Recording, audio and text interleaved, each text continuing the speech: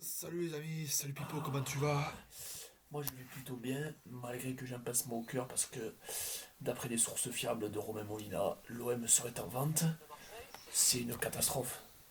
C'est une catastrophe, c'est parce que Romain Molina, même si on a eu notre passif tous les deux,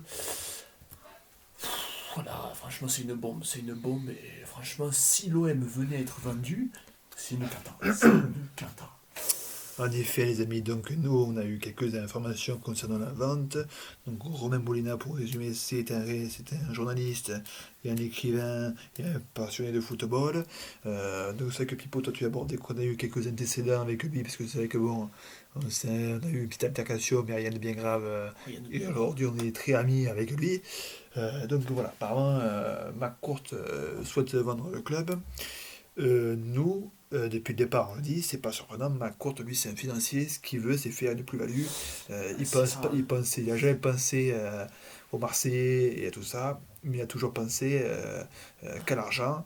Il a beau investir, ce qu'il veut, lui, c'est un retour sur investissement. Et là, il se rend compte que là, pour l'instant, le projet n'est pas fiable, que malgré une équipe plutôt moyenne, ils arrivent en Champions League. Donc il se dit que là, C'est le moment. c'est le moment de vendre. Et il vend au plus haut, ce qui est intelligent de sa part, hein. Si on part du principe que le football c'est du commerce, c'est très intelligent.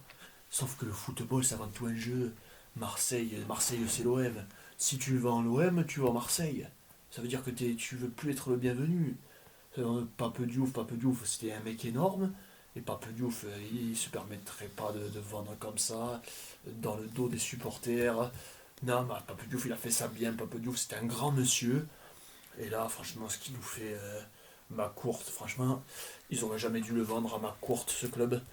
Et ils auraient dû le vendre à quelqu'un de beaucoup plus sérieux. Euh, mais après, bon, après, c'est toute l'histoire qu'il y a eu derrière. Je sais pas ce que vous en pensez, vous les gars, moi ça m'attriste un peu. Les supporters de l'OM, vous en pensez quoi? Nous, je vous avoue qu'on est un peu blasé dans le studio quand même, hein. En effet, les amis, et nous, bon, en fait, on ne sait pas trop quoi en penser, parce qu'après, McCourt, son projet, quand même, il était un peu au ralenti depuis quelques mois. Là, même malgré bon, les bons résultats assez récents avec Pipa notamment et Alvaro qui sont des super recrues, le mercato était plus que moyen, très poussif, hein. On Très pense à poussif des le mercato. Strootman, aujourd'hui Radonic, tu me diras, il a le niveau d'un Neymar, mais putain de temps, c'était pas ça. Bien Euh, sûr, hein. donc oui, on peut se dire que finalement, est-ce que la vente c'est une bonne chose, mais en fait, ce que j'aime pas, moi, c'est la manière, c'est la méthode. Il y a d'autres Ouais, manières de le faire. À un moment, tu respectes les gens. Si tu veux vendre le club, tu organises avec les socios pour faire quelque chose. Enfin, ça n'a jamais été fait en France, mais c'est quand même dommage. c'est quand même dommage, franchement. Il faudrait que si l'OM était amené à être vendu, il faudrait que les supporters aient une place beaucoup plus importante dans l'administration du club, parce que sans l'OM, enfin, sans les supporters, l'OM, eh ben, c'est juste des beaux mecs bien coiffés en tenue blanche et bleue sur un terrain de foot, c'est rien d'autre. Franchement, il faut que les supporters là, ils se saisissent de cette opportunité pour faire un grand coup, et moi je les supporterai haut et fort. Ce sera, ça peut marcher, j'en suis persuadé. En effet, les amis, hein, sachez que nous, on est à fond avec les supporters marseillais. Donc voilà, dites-nous, vous, dans les commentaires, ce que vous en pensez. Est-ce que vous avez aimé le passage de Marc Court à l'OM? Est-ce que vous comprenez qui veuille vendre le club?